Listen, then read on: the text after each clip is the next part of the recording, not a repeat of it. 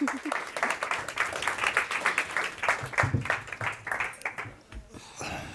everyone.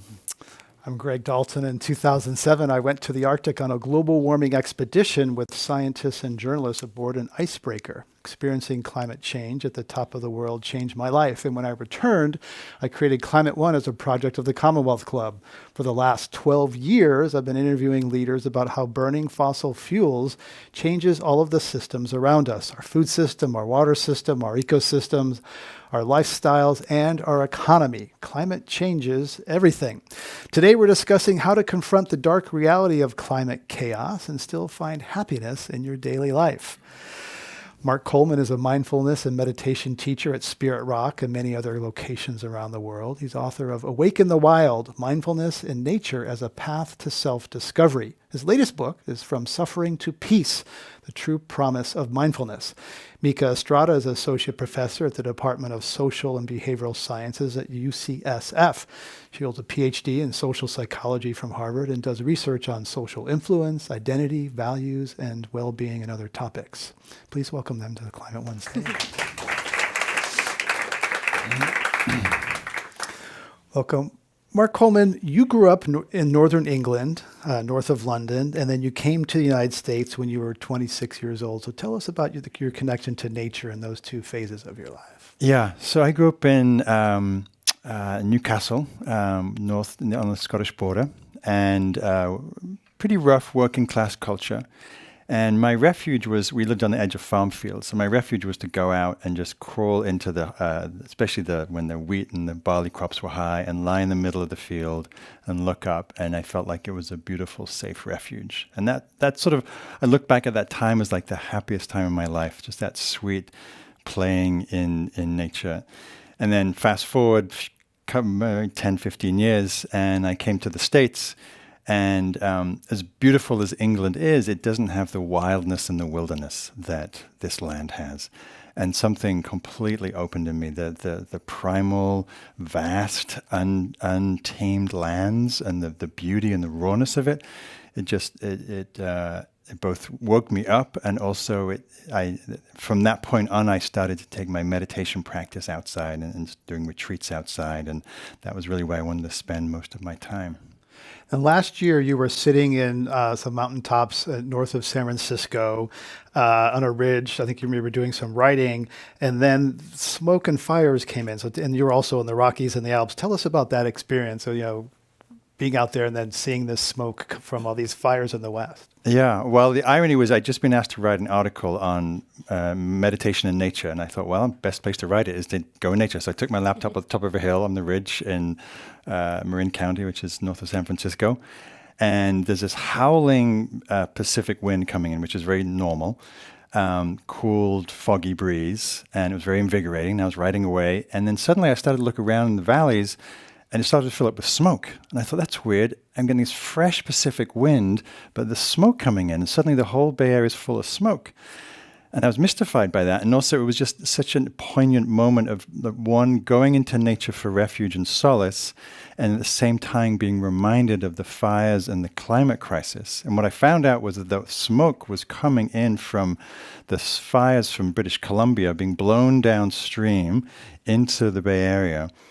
And then I traveled later that month actually, to Colorado, and then into Europe, into the Alps, and I was following or being present to a lot of forest fires everywhere I went in the mountains, and it was just really brought to light, as it had for many of us in the last couple of years in California, just how imminent the crisis is. And I think that was really a breakthrough moment. Fires were really the story of 2018, and there's some climate crises that are outside of us, but the smoke and the fires are something that we actually breathe into our body, and we were doing it for weeks. So I don't know, there's something for me about that internalization that was different than something that happens outside far away. Mica Estrada, when you were in college and afterwards, climate was not your thing. You were into homelessness and social justice issue but then you came to climate. Tell us that story. Yeah, I was a undergraduate at UC Berkeley, and I was interested in issues of homelessness and how we can beat poverty. I was interested in conflict resolution work. And I was working with, there's a homeless program that was with the PIRGs, Public Interest Research Group.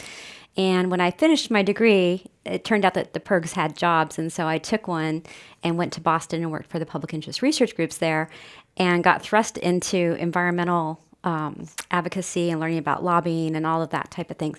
But I have to say that it's still not my core issue. It's okay to say that even on Climate One. You can confess here, right? Yeah, it's I kind of keep falling into it in ways that I haven't intended. So I have concern for the climate, and I have my solar panels and all of those types of things. I try and do what I can, but I have a deep heart for people suffering needlessly. And is there a way for us to avoid people suffering needlessly? And what I have found is that across time that there has been a convergence where you realize that most of the violence in the world is caused because of disputes over water or over resources.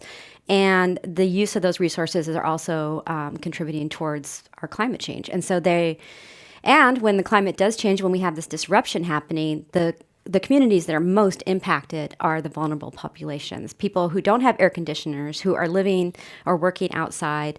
Those are the populations that are feeling the impacts of climate change more in the United States now than those who have air conditioning and who live inside and work inside.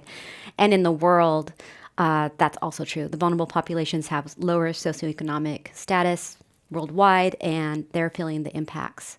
So I see them as you can't take them apart from each other anymore. If we don't deal with one, we're going to have impacts in both directions. But so climate is often an abstraction, and it's becoming more of a human issue. Do you talk about climate with people who are concerned about homelessness or social justice issues? Because that's often seen as like climate's either, I don't know, it's an elite problem or it's far away. Yeah. It's abstract. Oops, I lost this. Be okay? I'll tell you a story. When I was working for the PIRGs, I was supposed to be, you still picking it up? When I was working for the PIRGs, I was supposed to help organize this annual conference for all the people that are working for the PIRGs across the nation.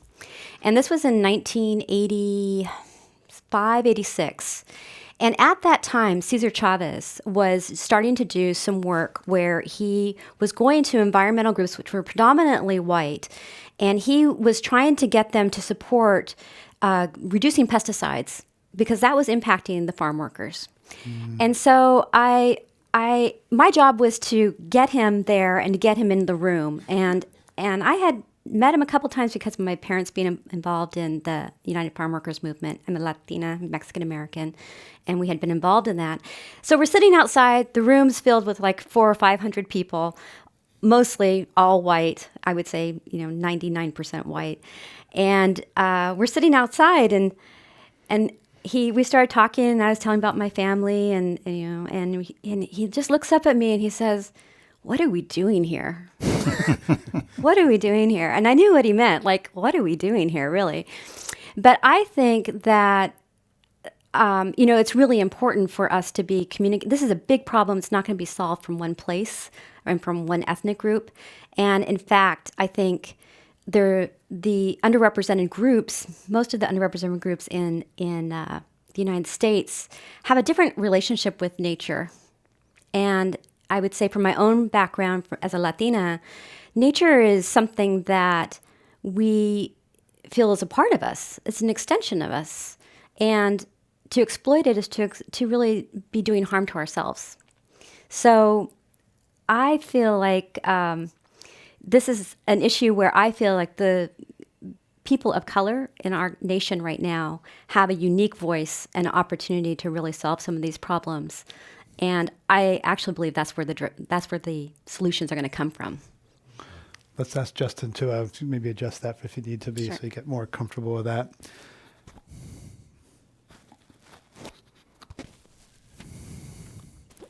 Sorry, I'll try not to be so animated. That's part of my Latina culture. I move my hands around. Right, we like that, yeah. Mark Coleman, how do you talk about climate? How has the way you talk about climate changed over the last 5-10 years? People you talk to. Yeah, so my work is mostly as a meditation teacher. So I'm teaching meditators. My work is mostly done outside in nature in the wilderness. And we were talking earlier, 10 years ago, I talked about climate, and I would feel the whole room just glaze over. There'd be this gray sort of gloom checking out. I'm like, oh, that's really not landing very well.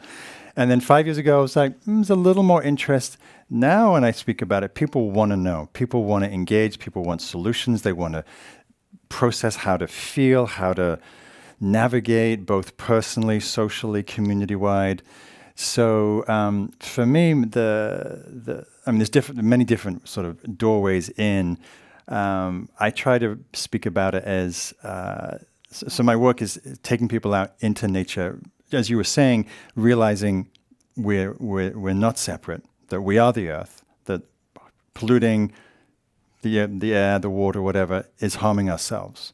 So the more that we can connect with that relationship or that understanding of our connection, the more that we feel, the more that we will care, the more that we love. There's an interesting, I'm using the reference from an Australian eco-psychologist uses this word solastalgia, which is a combination of two Greek words. Basically, what it means is grief for the place that we're in. And we used to go out into nature for solace, beauty, refuge, nourishment. And of course we still do, we still can. And yet when we go outdoors, as we do when there's fires or we're seeing the degradation of the waters or whatever, there's also a sense of grief and despair or sadness or loss. Especially if we love, we're grieving for that which we're losing.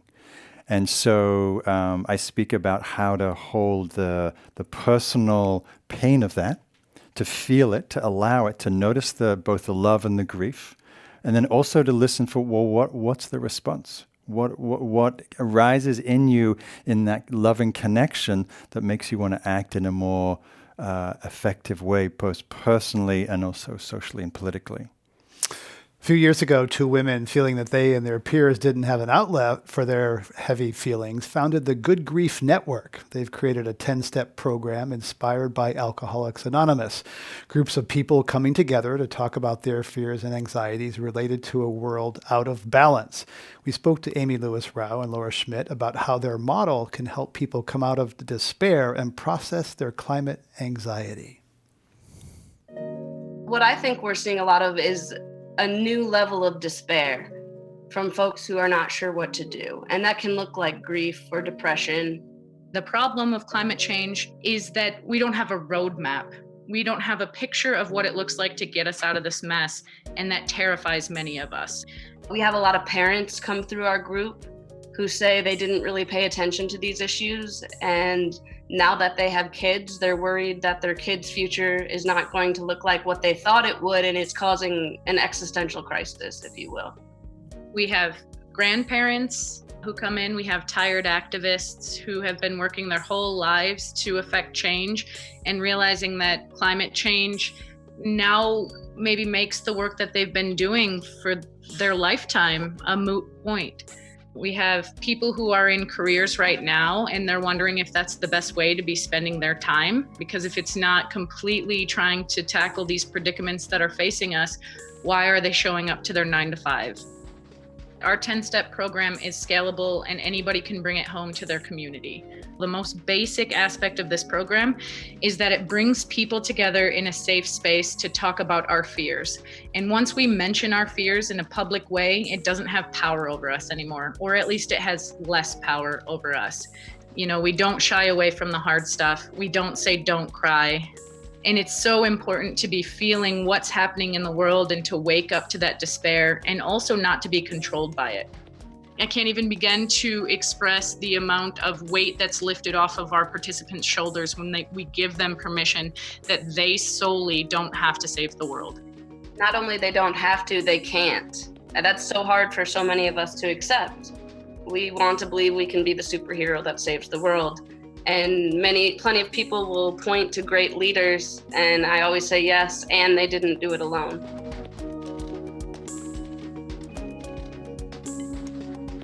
That was Amy Lewis Rao and Laura Schmidt, co-founders of the Good Grief Network. So, Mica Estrada, your thoughts there on relieving the burden of being the hero that saves the world, and anything else you found moving in that piece? Yeah, I think we're finally growing up as a society to the point that we can grieve. That I think for a long time that was seen as a weakness. And I think we're finally hitting an age where grief is seen as a strength. If you have the power to allow yourself to grieve, that is real power. And to not feel that, what does that mean? There's a lot of talk about the colonization of our minds, right? The colonization of our minds, and how we've been. When you think of that, you think of kind of the movement of the white dominant culture into the new world and what that did. And part of that required people to do great harm to other people and to our land, and to not hurt too much while doing it.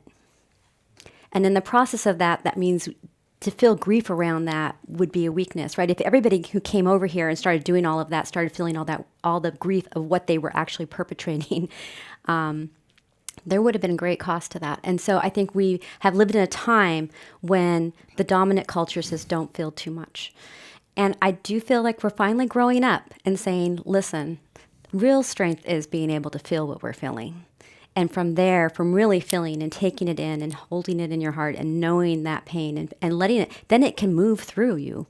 And anybody who does work on grief knows that to go into denial and try not to feel it only gets you so far, until you start getting sick and start feeling really badly about it. So to hold that and to find practices that allow you to feel it, but then to let it go, I think is really powerful. And I'm hopeful that we are at an age now where we can recognize that is a beautiful and powerful thing and necessary for us to do the next step, which is to act.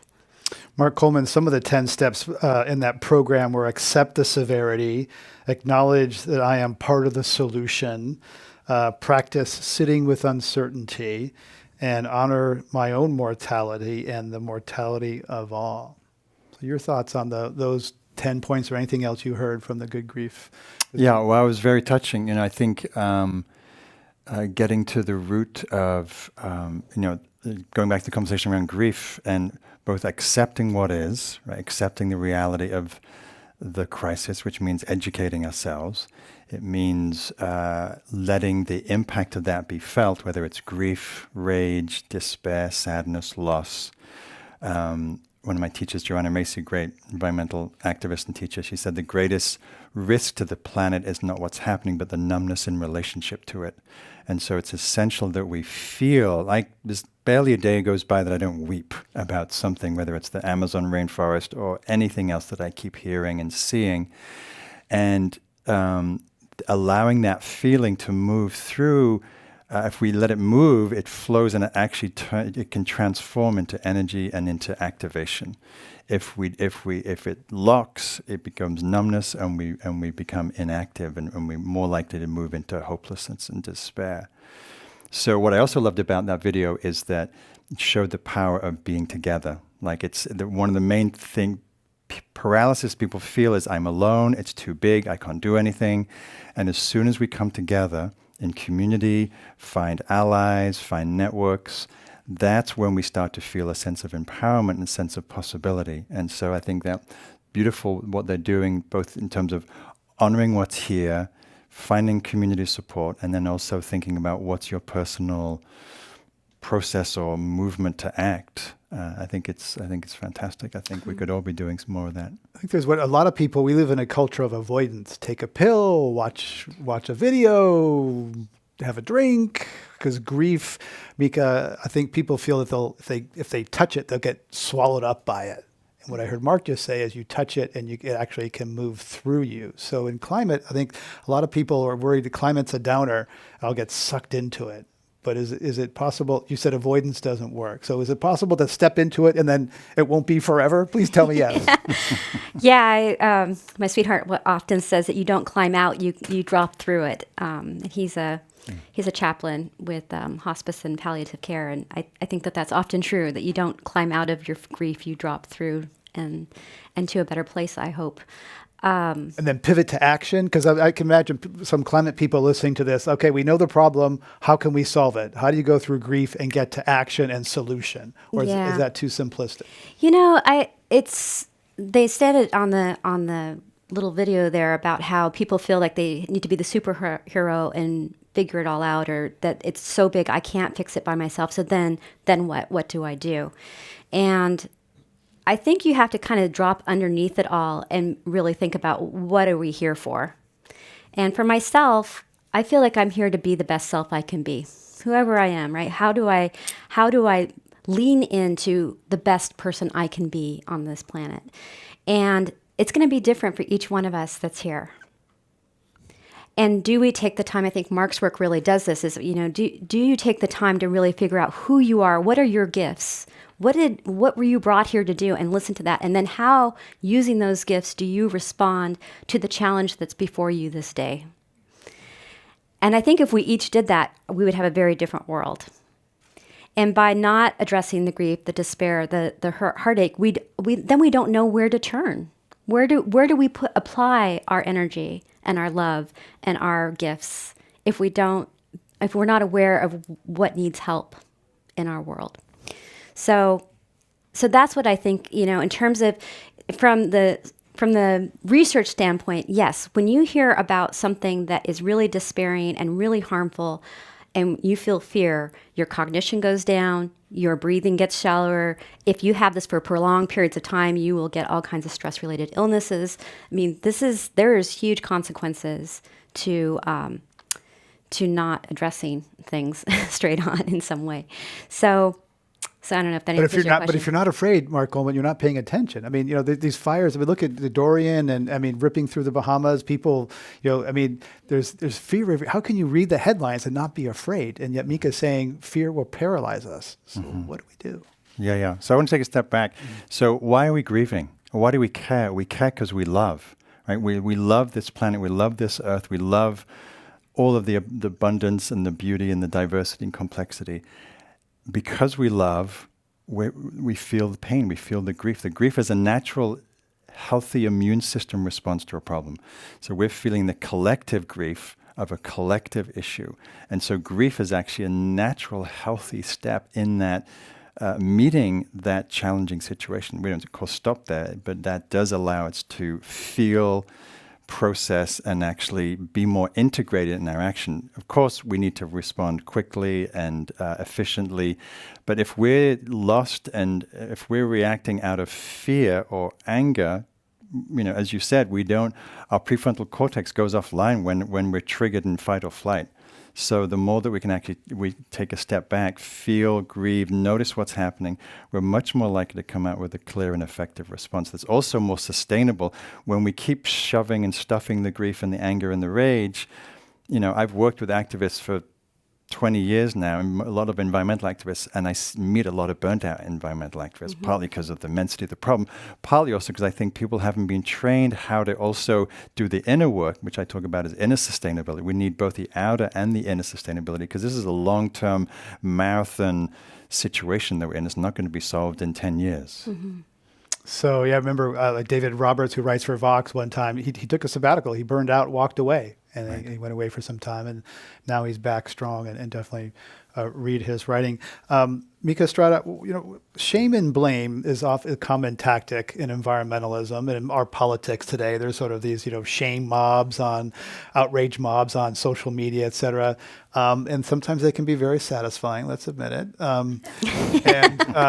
But you think that that's really detrimental. Tell us about shame and blame. Let's see. Well, I think shame and blame are another way of locking people down. So when you start to play this game of shaming and blaming, what you're doing is you're breaking connection and relationship with another person and with your environment and with your group.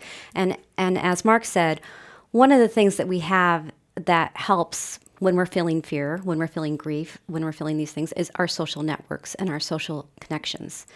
And to the extent that we can keep those connections going, it helps us. I mean, for instance, there's studies that if you put somebody into a high stress, fearful situation and you put them in the room with one other person, they do better than if they're by themselves. So if you have another person to kind of share it with you. So I think the shame and blame, what that does is it breaks relationships with people around you, and it can lead to greater isolation. And in terms of groups doing that to each other, this is a big problem. This is a big global issue, and we are going to have to solve it together. And when you use shame and blame, you're starting to divide, and that means that we are not more interconnected, and we're less able to solve these problems collectively. And another aspect of that is that blaming is the retribution and forgiveness. So a lot of people want to, hold oil companies accountable. You've devastated this ecosystem, or is it the South Africa route of sort of acceptance and reconciliation? Yeah. So I think what you're talking about is, so when I did some research on forgiveness, and one of the things that I found when I was looking at this was that when people have a conflict with somebody and they want to reconcile or they want to forgive, they weigh two things.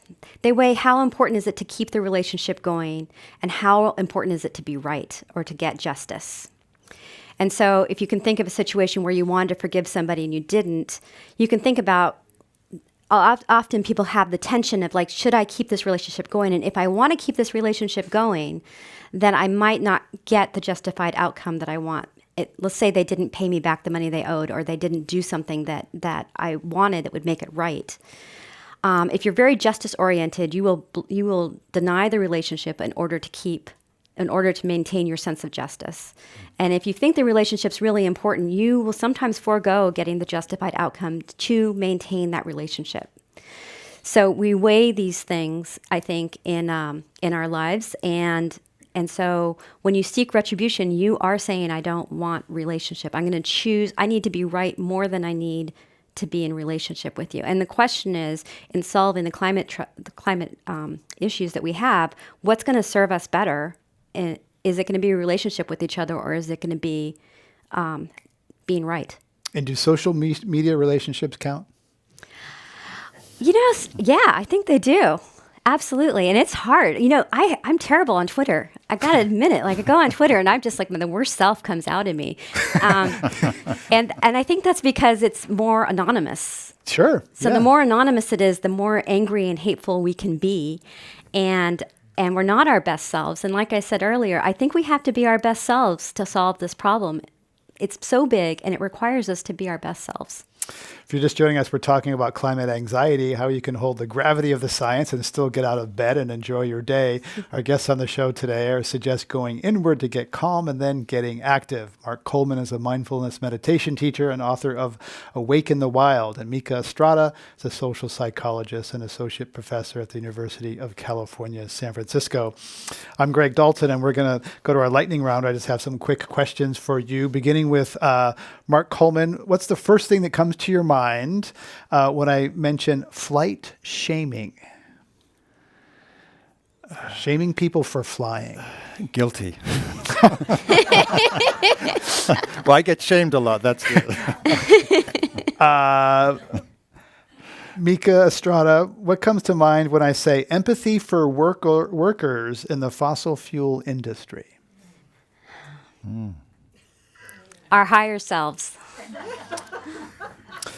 Mica, what comes to mind when I say empathy for executives of fossil fuel corporations?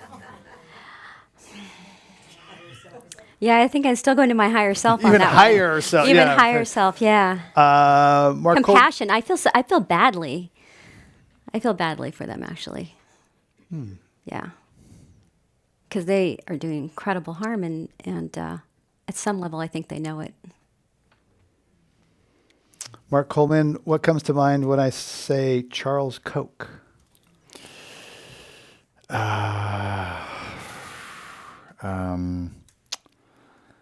Pain and the power, the power the pain of misguided power and its destructiveness. Mica Estrada, EPA Administrator Andrew Wheeler.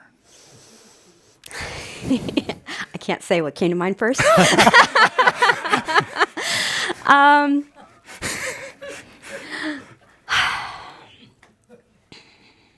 Sad. I feel really sad.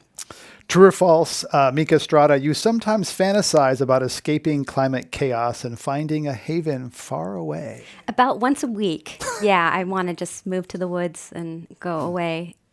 But my higher self says I have some work to do in the world. True or false, Mark Coleman, you sometimes fantasize about escaping climate chaos and finding a haven far away. I do that regularly on my retreats. More than once a week? I teach probably a couple of times a month somewhere in the woods, so yes, true. True or false, Mica Estrada, you're willing to share the location of your haven with us? I don't have one right now. Well, I guess I go to Humboldt sometimes. Mark, you willing to share the location of your haven? Where should we go? The closest place of nature. Nature's everywhere. So, Yeah. I felt it walking down in Barcadero, looking at the trees, listening to the blackbirds and the, I forget the name of the birds in the city here. Seagulls? No. Pigeons, that's what I call it. Pigeons. True or false, Mark Coleman, you sometimes tell people you are more optimistic about climate, stabilizing the climate, than you really are.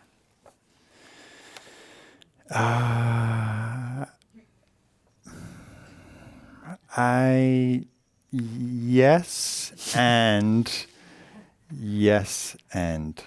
The and is I'm actually really agnostic. I remain optimistic. I maintain a don't know mind. Like anything is possible, and we could go in both directions, and we don't know. That's what's so amazing living at this time. We have this potential to potentially resolve some of these crises, and we may step up in time as a species, and we might not. Mica Estrada, true or false, men are good at faking it. Men are good at faking it. Hope or optimism, yeah. I think men are rewarded for faking it. All right. Ooh, yeah. I like that one. Let's give a round of applause for them getting through the lightning round. That was tough. That was good.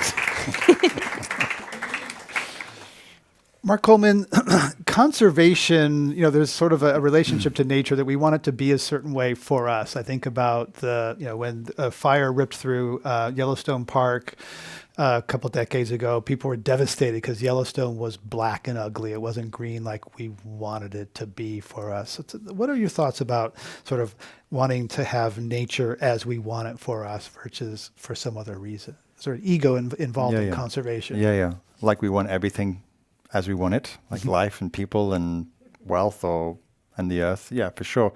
I think we bring an acquisitive consumer attitude to everything because that's our conditioning. And what's profound about nature, which is why I do so much of my teaching out there and practice out there, is that nature doesn't care what we want, doesn't care about our preferences, doesn't care about us particularly. It's just doing its wild thing.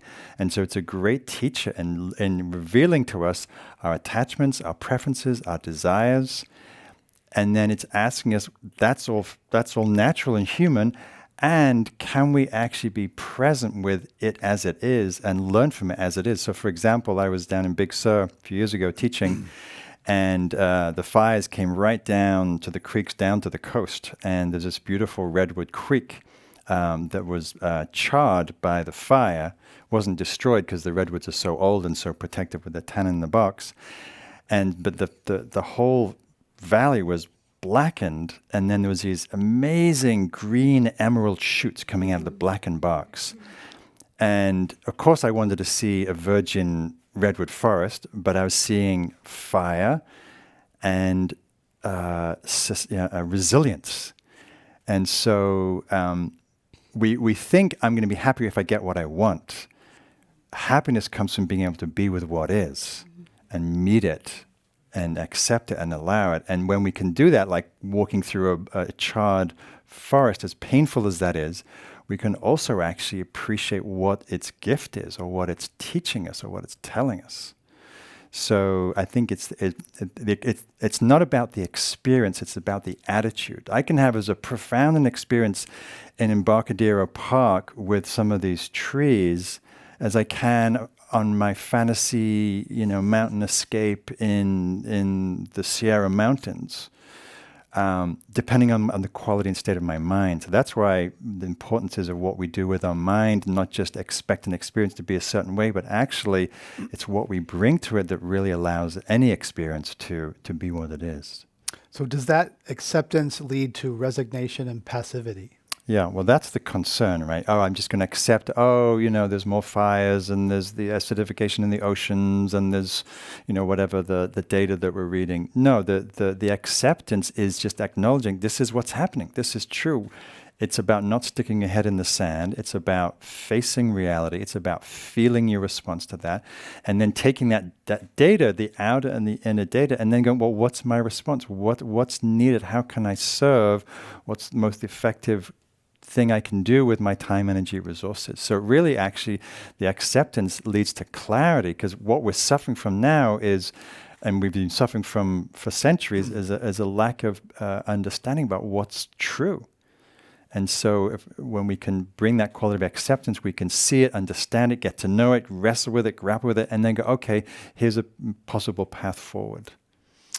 Some people feel there's such an urgency in climate. We keep hearing, how many times have we heard 11 years, 10 years, 12 years because of the recent IPCC report.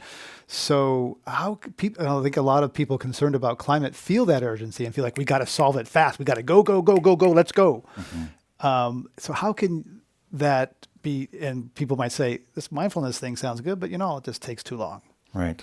We don't have time to sit and be quiet. We got to get off our butts and get moving. Yeah. So what do you say to that, Mark Coleman? They're like, yeah, that's nice for if you're a coastal person, but we got to get going and shut down, change. That's no time to sit in the woods on your butt. Yeah. Yeah. Well, there's definitely validity to that point of view. And we are in a crisis, and it does require urgent action.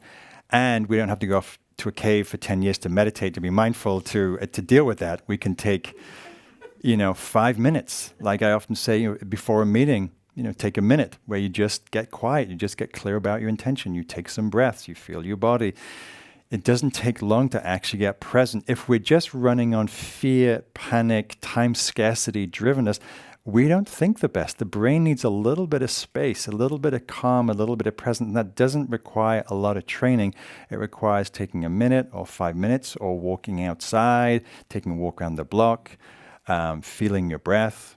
Just to get enough composure and clarity, so the static, our brains are full of busy, restless static, and that's not where the deeper solutions come from. It comes from a deeper, quieter, present ability to access deeper parts of our intelligence, our intuition, our wisdom, and that requires a little bit of stillness and calm. As I say, it doesn't require going off on a long sabbatical for 5 years, but finding some basic, simple tools that allow you to settle, calm, and ground, so then your brain can actually be more effective, and you can actually make wiser, clearer decisions. And that's accessible for anybody. It's not esoteric. Little books by Thich Nhat Hanh, how to sit, how to walk. They're very useful. It's sort of like you don't have to go sit for hours or days. There's ways you can the books are really useful to sort of, just walking down. Sure, Mica. I was going to say that I think one of the most powerful things we can do is to figure out where our consciousness goes when we rest, like in the pauses of our day. Where does your consciousness go? And if you can start to practice laying your consciousness in places like what Mark's talking about, where your nervous system feels rested, even if it means imagining one of your happiest places, if you do that for a minute or two, or even less, 30 seconds in the pauses of your day, that starts to slow down your day, calms your nervous system, lets your brain work a little more effectively. And so that's just something we can practice every day. Where does it go? Do you start to worry about something immediately? When you have a pause, where does your mind go? Where does your consciousness rest? I think that would be a powerful practice. Yeah, and I think for me, it comes back to this idea of inner sustainability. How do we sustain ourselves given we're living in times of climate emergency? So our mind can be spinning moment after moment on fear and panic and dread. And we can ask ourselves, is that the most effective place for my mind to be spinning? Or can, as Mica's saying, shift our attention to, like when I was walking towards here, this building, right, 5 or 10 minutes, right, I could be worrying and planning and anxious about how it's going to go, what I'm going to say, or I can actually be present, look at the trees, look at the sky. I was watching a beautiful flight of pelicans on the water, above the traffic. And that was really calming and grounding. Like, it didn't take any extra time, didn't take any training. It's just about what are we doing with our attention, and is it serving us, right? And when we need to be looking and focusing on strategy and planning and action, that's when we focus. When that's not happening, am I drowning in data and overwhelming myself, or am I actually choosing things for my attention to focus on, like the fact that it's a beautiful summer's day here, that actually allows me to feel a sense of peace and calm. So then when I come in here at 6:30, I'm actually more ready to engage in a clearer way. I wish I had that a few years ago when there were droughts in California, and it didn't rain for some of the winters, and there were some beautiful days during February. And I remember people be like, isn't this day great? This beautiful February. Woo, this feels like summer. I'm like, yeah, the climate really shouldn't be like this. This is really bad news. And I got shut up, don't be that guy. Let people enjoy the day. And I was like, yeah, this is great. But right. Well, both are true. Both are true, right? Both are true. It is a sign that things are not in great shape, and it's a beautiful day. And I think if you can hold both of those things simultaneously, that's a gift. Mica Estrada, you've done some work down in San Diego with civic leaders, and in particularly, you've worked with aquarium docents that how they were able to share some sad news. Tell us about that work. Okay, I didn't do that work. Okay. You know about that work. I know about that work, yeah. So I did work with leaders in San Diego, and we had climate education partners. We were doing education for leaders in San Diego in a way that built community and integration. And the work with the docents had to do with the SNOKI is the program that did that. And I was friends with the people who did it, but I didn't do it. But what they found was that the docents were feeling trauma, learning about climate change, and then they have to go tell other people about it. And that is just really, really children hard. Often. Yeah. Children, right. And actually, I was just talking to someone yesterday who was saying that they were doing work with teachers, because grade school teachers also, with the new science curriculum, they have a lot of climate change science, and their teachers who are embracing that are telling the students about this. And when students learn it, it's not like it's just like Greta, right? They get it. They get that we are in a situation. And so, but the teachers are feeling traumatized by having to convey this information. The work that was done with the docents, they found that by not only teaching them the facts about climate change, but also helping them to walk through the grieving process, enabled them to better be able to communicate with people and not get locked down and not be able to talk to people about climate change. And so, and it made them feel more agency in it. And then tell us about your work with some leaders in San Diego in terms of, how these are policy leaders, often running large institutions. Tell us about that work and how, because San Diego, pretty conservative place, Navy town. Yeah. So it was really interesting. When we started this project, one of the things we did is we interviewed 80 leaders in San Diego, and we really had some pretty high-tiered leaders that we met with. And one of the key things that we found in that initial interviews was that we asked them, do you consider yourself a part of the community that's concerned about climate change? And in San Diego, which is conservative, we had 90% say, yeah, I'm a part of that community that's concerned about climate change. And then we asked them, what do you think about the other leaders in San Diego? What percentage do you think of the other leaders are concerned about climate change? About 10%. And so what this told us was that the leaders didn't know about the other leaders that were concerned about climate change, and that people weren't really recognizing that they had a community of leaders out there that they could be a part of. And so our education process was not just about getting the facts, but also making it visible, the invisible, which was that there was a lot of concern. And so all of our videos and our reports and everything had leaders talking to other leaders and outing. And I remember we had this video that you can find on YouTube that showed one of the mayors from Chula Vista stating that she was concerned about climate change and talking about it. And one of her aides was in the audience and said, I never thought she'd go on film with that. And so, normalizing it among peers. normalizing it around peers and recognizing that nobody is alone. And one of the exciting things that happened during our program was that San Diego passed a climate action plan, and it was initially put together by a more liberal group and mayor, and then the mayor switched, and we went to the Republicans, and the Republican mayor is the one who signed it. And it's a very aggressive and good, I think, climate action plan. So we see bipartisan support now in San Diego for reducing CO2 emissions. And identity, you've done research on identity, Mica, and so the importance of identity. I know that the word environmentalist, is that a dirty word it's still down there? Yeah, it is. I think it is. I remember having one of the interviews that I was doing, I was talking to somebody, he's very high up, makes a lot of key decisions, and I asked him about what things are you doing, and he could list off a million things that you would consider good environmental behaviors. And then at the very end, one of the questions I asked is, I said, if you consider yourself, to what extent are you an environmentalist? I'm not an environmentalist. There's no way. And so, so what are we trying to identify with? Because that, I think environmentalists, there's a lot of evidence that has a real connotation. So even if you're concerned about climate change, you may not be an environmentalist. And Mica, you used to be a vegetarian, but you're not now. So let's talk about sort of the personal actions. We get to this oftentimes, and we can debate whether the importance of personal action. But tell us about your path from vegetarian to no longer. Yeah, it was bacon. I don't know what to tell you. It was the last thing I gave up, and my sweetheart likes bacon, and one day I just couldn't say no, and I had some, and it was kind of my slide back in. And I'm actually sliding back towards vegetarianism again. I think at this point I haven't eaten beef for 30 years, but I'm starting to move back towards pescatarian, I think is where I'm going to land. So, and it's mostly, when I stopped, it was because initially when I became a vegetarian, it was because of environmental issues. And I had written a report on sorghum when I was in college, and that kind of knocked me out from the whole beef industry.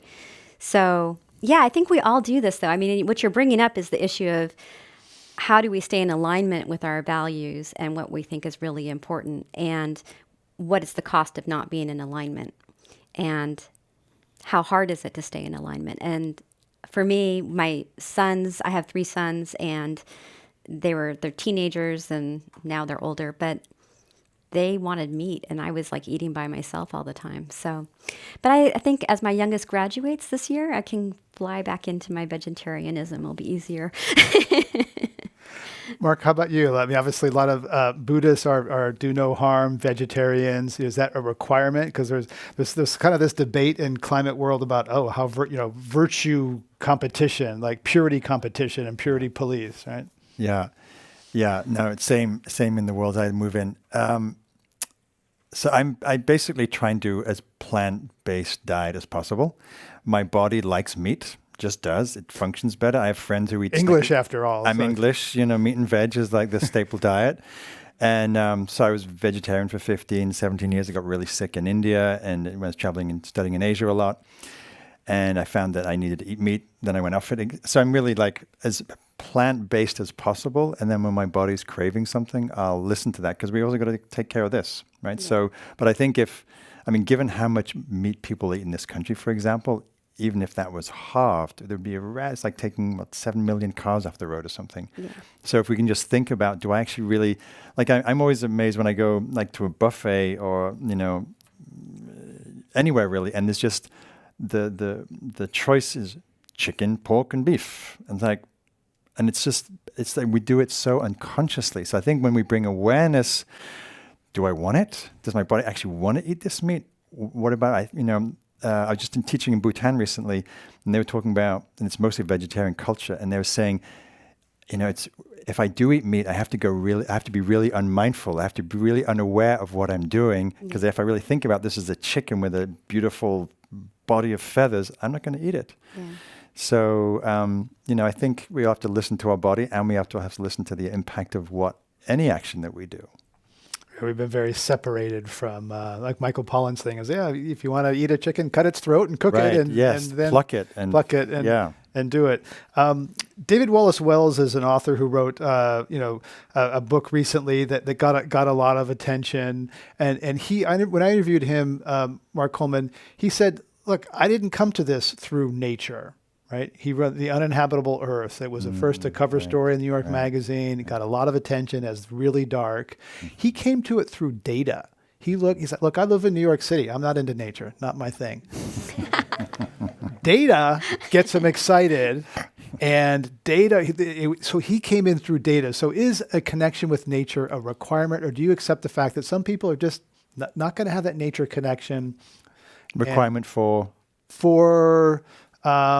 I guess for climate activation, or for do you view them as kind of less evolved or less aware if they just say, nature's not my thing? Yeah. I think that it's a kind of a subset of population. Some people have that connection and some don't, and that's okay. Yeah. Well, I don't think it's a lesser thing. I mean, I think it's partly conditioning. You know, that book that Richard Louv wrote, Last Child in the Woods. Yep. The less we're exposed to nature as a kid, the less we'll feel drawn and connected. So I think that's important, our conditioning. And then just proclivity. Some people would rather watch video games and be outside. I think that's a loss personally, because I see how amazingly transformative it is to have any access to nature. So is it necessary? Clearly not. Here's an activist who's living in New York looking at data. The slogan, sort of the basis of my work, is we protect what we love. And we love by contact, intimacy, connection. And so my felt sense is the more contact we have with the natural world, whether it's just looking at the bay here, right, or the tree on your street as you walk home. Some of us have access to parks or, bigger swathes of nature. The more that will touch us and move us, the much more likely I think we're going to care when we hear about the latest subdivision, the latest mall being built, the latest forest being cut or burnt in the Amazon. So I think ideally, the more lived contact we have, the more likely we are to engage. And there's also plenty of people who don't have that, aren't drawn in that way, but still care about their kids, their grandkids, or care about endangered species, or care about the health of the oceans, just as a morally or just as an important thing. So I think it's different levels. I come through the doorway of, a deep contemplative relationship with nature is what really helps touch us, move us, transform us, and help us to act. But I think it can come from many different impulses and orientations. Mica Estrada, we're overwhelmed with headlines these days. It's Dorian now. It's I keep waiting for the fires to come. There's a lot of conversation these days about how people consume news and what news they consume. How do you consume climate news? And do you are you like a moth to the flame, or do you I guess we learned earlier, climate's not your thing. Do you limit the amount that you intake, and how do you intake it? Yeah, I find it being less visual helps, and hearing it or reading it is easier to my system. Podcast. That's the podcast. Okay, Yeah, podcast. I was currently just reading this great book called Sacred Instructions, and they had the 10-10-80 rule, which I really resonated with me, which was to spend 10% of your time staying knowledgeable about what's happening in the world. Spend 10% of your time thinking about how do you, or addressing kind of some of the causes or the negative things that are happening. So doing something to stop the negativity. And then spending 80% of your time working towards a solution or towards the good that you want to create. So creating the good and not just stopping the bad. And I really like that idea of not, I want to know what's happening in the world, and sometimes it's through podcasts, or sometimes it's listening to Democracy Now, or sometimes it's reading. I actually like to go on Fox News and see what's going on there. So I like looking at kind of all the news online, but do that in a small section. I also like the good news that has, and I like reading that in the morning because a dose of good news in the morning is good because there's a lot of good that happens, and what sells is negative. And it's disproportionately shown because we attend to what's negative. That's how our brains work. They know that. We're more likely to attend if there's a crisis than if something good's happening. So I break that and try and focus on what also good is happening. You also read recently Overstory by Richard Powers, Pulitzer Yeah. Prize winner in fiction. And so that boosted you. Why? Yeah, that was a funny boost for me because it's not hopeful in that it's not saying that we're going to survive, humans are going to survive, but it was hopeful in that the conclusion really is that nature will survive. And I, at a spiritual level for me, that was reassuring.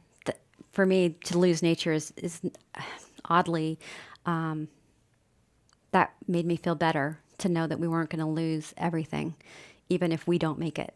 So Gaia will be okay. that Gaia will be okay. Yeah. So I thought that the last thing I just want to say about all this is that in science, in physics and stuff, things don't grow or change without friction. Nothing. If you put something in a container and there's no friction, it will not do anything. And so friction causes opportunity for growth and change. And we're living in a time with huge amount of friction, but it also means we're living in a time when there's a great opportunity for growth and change if we're willing to lean into that. We're going to go to your audience questions back there. We'll have a microphone up there. You can briefly identify yourself with a comment or question. And if you're just joining us, we're talking about climate anxiety with Mark Coleman and Mica Estrada. I'm Greg Dalton. So go ahead and we'll go to our audience questions. Don't be shy. I know it's a little tough to get around in this room. Hi, my name's Carter Brooks. The avoidance of the despair in the general activist world is still very dramatic and very strong. And we talked about the sort of climate hero thing, and it's often given with the 10 things you can do, and they're all kind of things like, if you don't do this, you're not going to save the climate and be a climate hero. So in thinking about this conversation, which is fantastic, by the way, if you were to rewrite those 10 things or just a few of them from a different perspective, something more along the lines of being comfortable with uncertainty or practice engaging your grief or any of those sorts of things, what would be your top few? Rewrite the top 10 what? Things you can do. Oh, things you can Things do. an individual can do that are not leading into the be a climate hero, but are more leading into the kind of conversation you're talking about. Well, we can play, but Yeah. my first one would be to make sure, this is my bias, you're in very intimate living contact with the natural breathing world.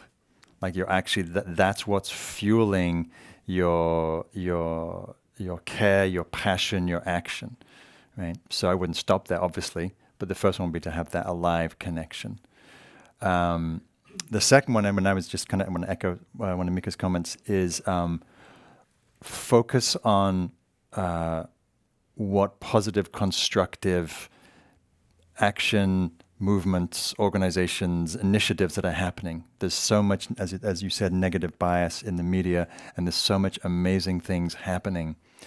So it would be tapping into, and supporting in whatever way you can what's already happening, because there's a tremendous amount happening. We don't have to be the leader. We can also be the supporter or just tap into the many, many sources. Can I throw one in? Please, we're just playing. So I don't have 10, but Yes. So I will say that I wrote about this on the Psychology Today blog because I wanted to think about this before getting here. But one of the things that I thought was really important for people who are concerned about climate change is and who have despair and really understand it, is to find practices that help you to relax your nervous system and that allow you to let go of the fear for a little bit so that you can restore for action. So I think that what my experience working with environmentalists when I was younger was that people were really militant and just like wound up, and they can only sustain it so long. And I think about the people I worked with when I was in my 20s, the number of them that are still doing environmental work are just hardly at all, because it's so hard to live like that. And so there was an old Chicano worker who told me once, you got to wear good shoes because you're going to be marching a long time. And that's true for people who are environmentalists or people who are concerned about this and who are working on it, is that what are the daily practices that help you to stay a balanced individual? Is it being in nature? Is it meditating? Is it writing? Is it taking a hot bath? Is it doing exercise? Is it eating well? Is it being with somebody that you love and care? What are the things that restore you as a human being and help you to really listen to the truth that's inside of you so that you can lean into that truth and live it on a daily basis? I'd add one last thing, which is find your community, find people, networks. We can't do this alone. We need each other. We need the support. We need the inspiration, and it's just so much easier to do this work with others. I've interviewed a lot of environmentalists. Some of them have that angry, agitated energy, and some of them, like Jane Goodall, has this calm presence that I can only imagine comes from She's my hero. Sitting calmly, quietly with the apes, where you got to be chill, or else it could go badly, right? Let's go to our next question. Yeah, I hope I can say this respectfully. I'm a clinical psychologist in East Bay, and I work a lot with the underclass. And I want to say definitively that any change they make will not be proactive and theoretical. It'll be concrete and reactive.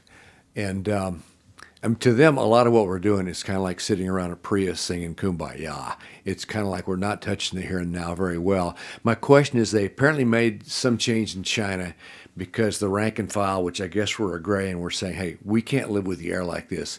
And I think China made a huge change in their policy and their whole attitude towards the environment. Maybe you could explain some of that. What did it take for the rank and file person in China to say this is unacceptable? What degree of discomfort, concrete, real discomfort, did they have to go through to make them desire change? Well, I was a reporter in China in the 80s, and the regime decided that their survival was at risk because this newly empowered middle class that has property and expectations, they were upset because their kids are breathing dirty air. So the survival of the regime at some level is at stake there. And so there's nothing more primal than protecting power to get people to change. And because the middle class, their emerging middle class, was like, we're not going to live like this. So that's one thing. I don't know. And I can say we, as part of Climate Education Partners, we did polling across San Diego County for 4 years, for 3 years, and what we found over and over again was that the lower income, mostly Latino population there had more knowledge about climate change, was more willing to act about climate change, and which was interesting. Like the science knowledge was better, and when we worked with the tribes down in the area, also very active, very knowledgeable, and doing things as much as they can.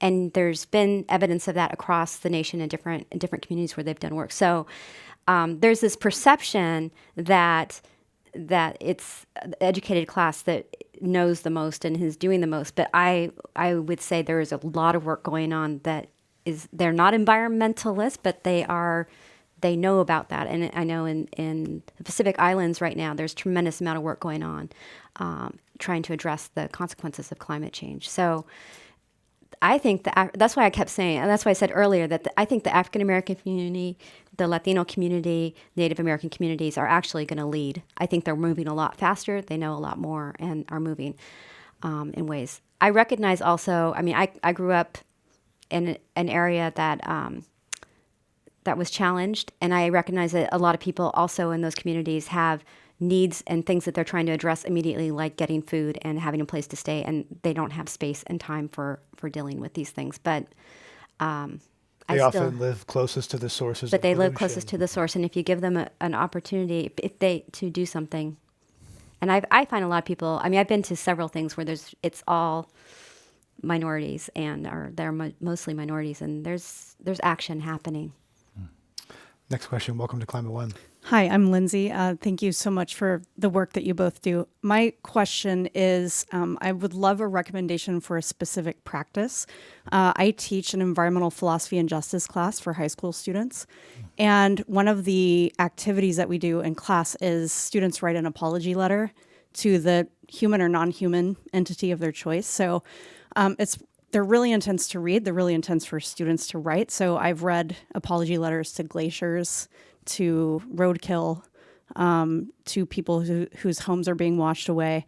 And the work that we do, and this idea came to me from an anthropologist named Deborah Bird Rose, who's incredible. And she writes about Indigenous Aboriginal Australians and the way that they think of themselves as descendants from dingoes, and they will return to dingoes versus settler non-native Australians who see dingoes as existential threats to their cattle and literally hang their bodies up from trees. And she asked the question, what would it be like if we apologized, as if non-native Australians apologized to dingoes? And so this activity has been really powerful. And part of the work in this class is what you're talking about, which is how do you get into the despair, but also not succumb to it. And these are, 16, 17, 18-year-olds. So I'm wondering if you have any thoughts about a ritual or short practice that could be done regularly or after an activity like this. This might be you. Yeah, it might be me. Well, one, I just want to acknowledge what a profound and beautiful practice that you're offering to these kids. And I think we could all do with reflecting on for ourselves around what would we apologize or ask for forgiveness for, because we're all, implicit in any and everything that we do.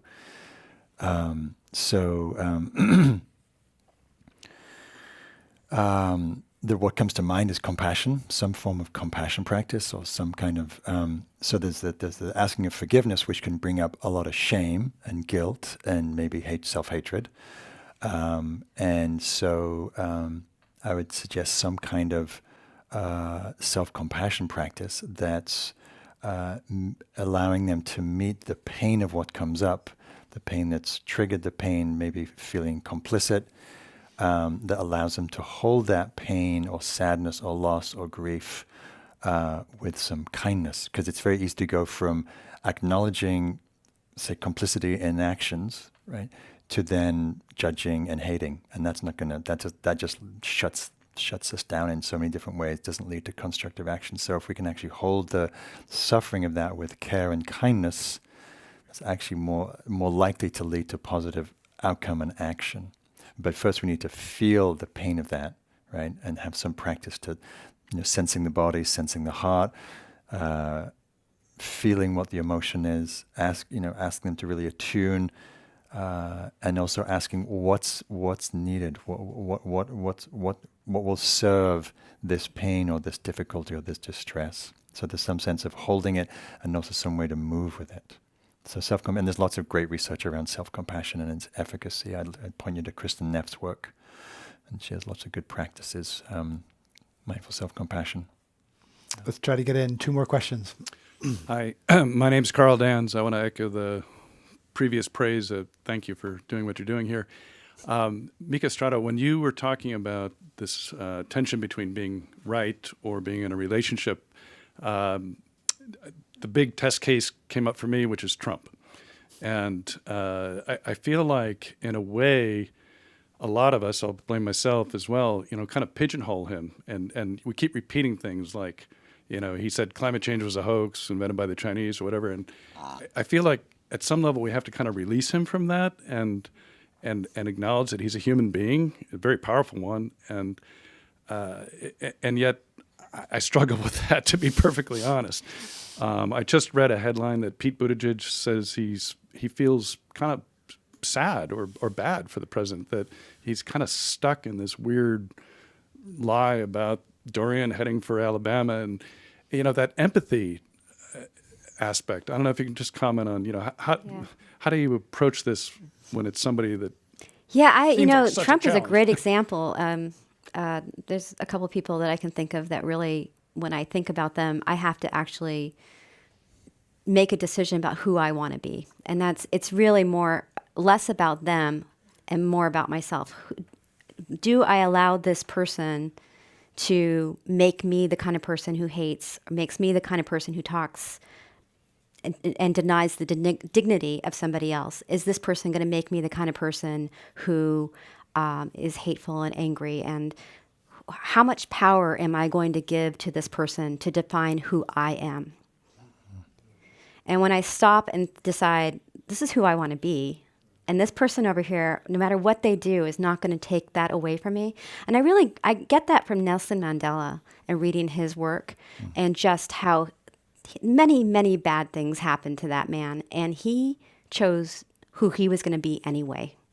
And so I think that's one of the challenges and one of the, I guess, opportunities for growth that we have is to grow up and not just blame everybody else for our misery and our unhappiness, but to take into control who we want to be as human beings. Who is that higher self that's in you? And how do you become that person more and more every day? Mm-hmm. Next question, welcome. Hi, how have you or are you adjusting your own emotional experience around climate change and making sure that it stays healthy and balanced? Yeah, Thank great you. question. Yeah. How am I, the question was, how am I adjusting? How am I, Yes, or are you? How am are I? you adjusting your emotional? Yeah, are you? Yeah. Well, I think it's a ride. It's like surfing waves, and the waves are endless and sometimes battering like storms, like Dorian. And I think for me one of it is just the metaphor I use is being like a tree, and trees are incredibly resilient. They can take battering storms. They let the wind blow through their limbs, and so part of it's turning squarely to and I read a lot of stuff around climate and the ecological crisis. I want to know, but I also let myself feel the pain or the sadness or the rage, let that move through, so I'm not becoming the angry, tight, collapsed person, but just feeling those emotions, holding them with a bigger space of awareness, and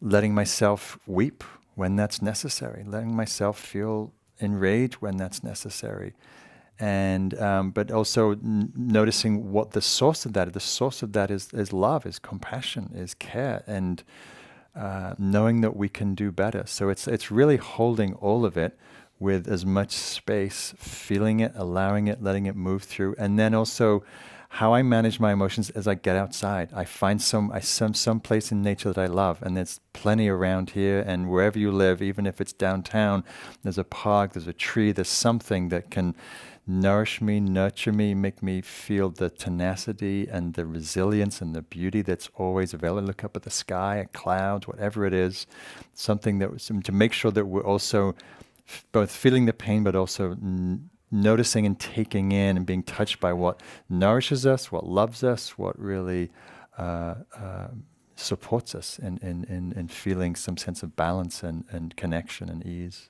Yeah. I think for me, sometimes exercise helps. If I'm feeling like the heaviness of the world, just being, maybe partially it is being in nature, but getting exercise helps. And writing for me helps a lot to write out what I'm feeling and how I'm experiencing it. So it kind of gets it out from inside of me onto someplace else. And then I can look at it in a different way. So that's a powerful practice for me. In addition to I meditate, and meditation, just kind of sinking down helps me a lot. And just one quick thing, just also focusing on all the amazing things, all the positive actions that people are doing. Tens of millions of people around the world doing amazing, creative, innovative solutions to the ecological crisis, I think is really important to see the goodness in humanity. And I'll close with this line from Paul Hawken where he says, we have to imagine the unimaginable. We have to imagine, it seems like it's unimaginable to solve this crisis, but it's possible.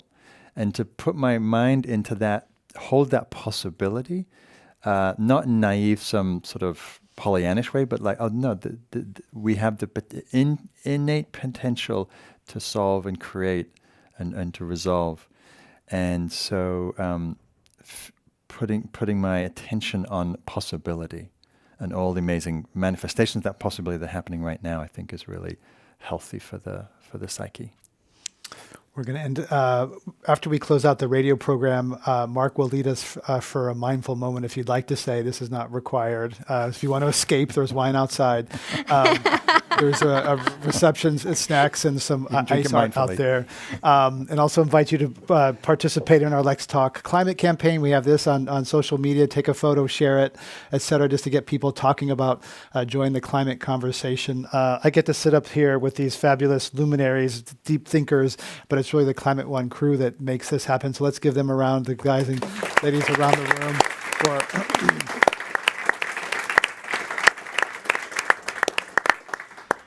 I'm Greg Dalton on Climate One today. We've been talking about climate anxiety and how to enjoy a beautiful day when fires and superstorms are frequently in the headlines and ravaging many people's lives.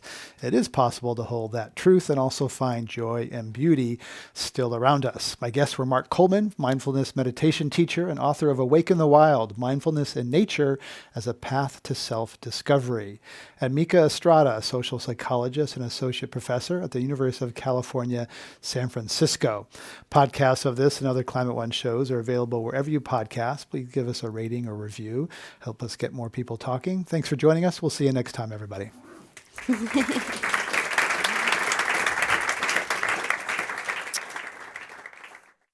So for those who would like to stay, we're going to turn off the cameras and recording, and Mark will.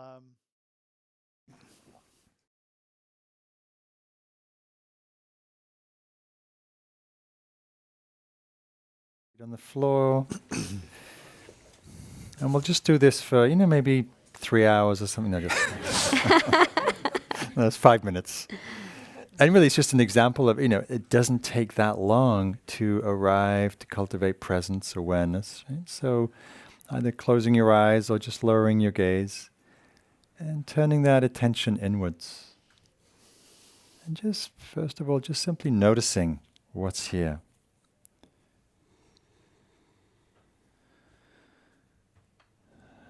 Feeling your body sitting on the chair.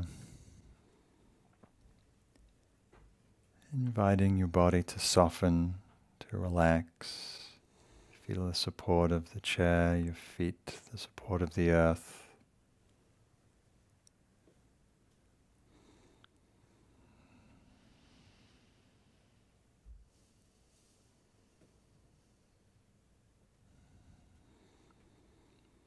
And sensing your breath, sensing this breath of life, body breathing itself.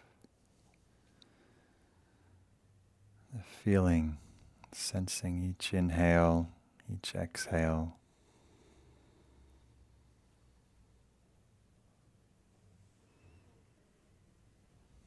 Breathing in oxygen from trees, plankton, grasses.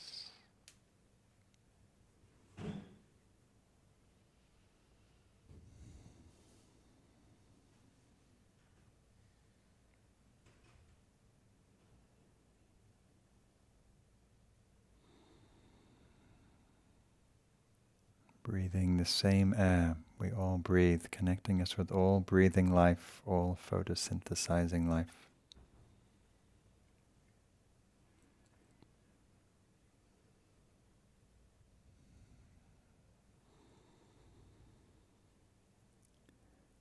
And letting the words go, thoughts go, and the attention wanders, noticing that kindly, patiently, just resuming awareness of sitting here, breathing, sensing your body.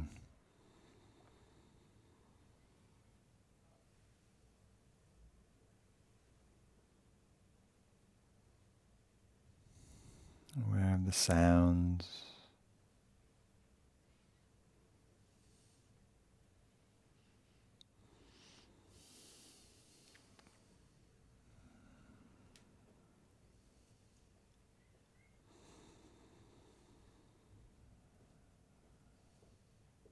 Allowing the breath to be like a tether, a through line for your attention.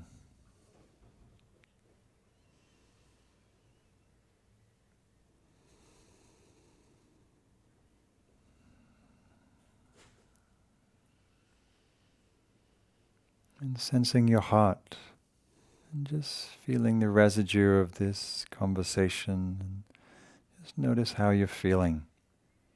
Maybe naming what emotion, feeling, or mood might be present.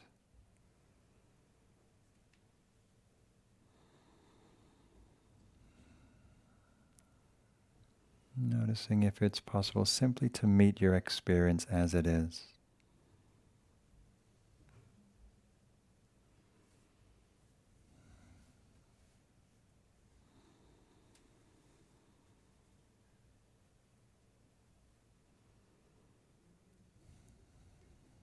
In the same way, meeting your mind. What's present in the mind? Calm, clear, busy.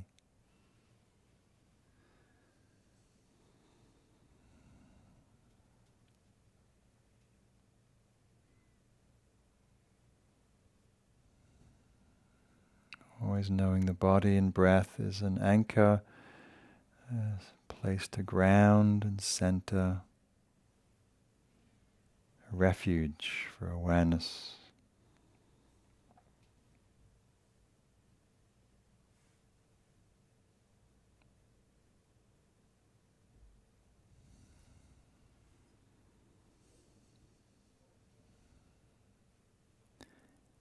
And as we sit here in the field of conversation around climate and the inner and the outer response, just noticing anything arising for you in relationship, in your own relationship to the climate crisis. What arises, and can you feel, hold that with a kind attention. Be fear or passion or love, anxiety.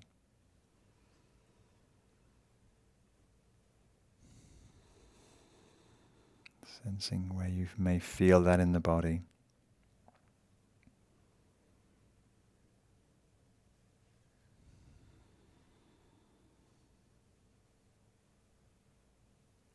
And lastly, asking the question, what is needed? What is a wise response, a wise action that would be useful for me to engage in, to take?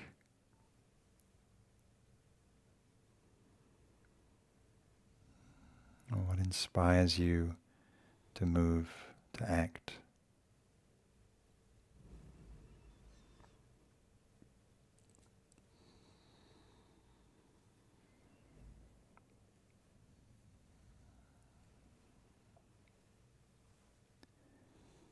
And then letting that go and simply resuming awareness of breath. Feeling your feet on the floor connected to the earth. And taking a moment of gratitude for this earth and this beautiful planet we call home.